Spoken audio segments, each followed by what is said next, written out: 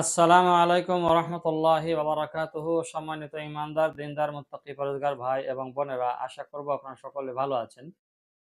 আসুন আজকের ভিডিওতে আমরা জানবো যে রোজা রাখা অবস্থায় নামাজ না পড়লে কি রোজা হবে না?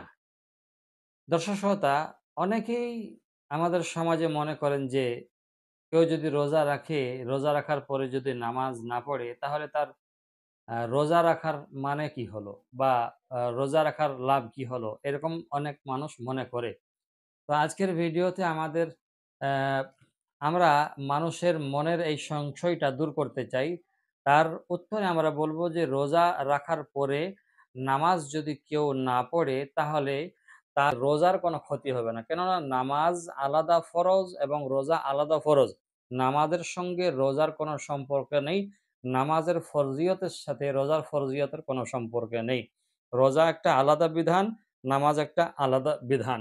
যেমন মান তারাকা সলাতা মুতাআম্মিদান ফাকাদ কাফার। নবী আলাইহিস সালাম বলেছেন, যদি কেউ নামাজ না পড়ে বা নামাজ যদি কেউ এক ওয়াক্ত জেনে বুঝে ছেড়ে দেয় তাহলে তার আযাব হবে, তার শাস্তি হবে জাহান্নামের মধ্যে ২,৮৮,০০,০০০ বছর জাহান্নামে তাকে জ্বলতে হবে।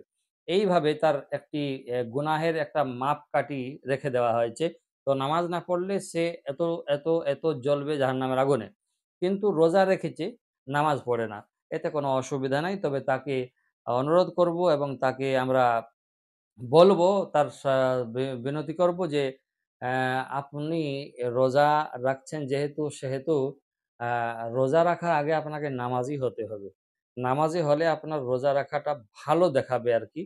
নামাজ না পড়লে রোজা রাখা চলবে। রোজা রাখলে নামাজ না পড়লেও রোজা হবে, কিন্তু নামাজ না পড়ার গুনাহ হবে।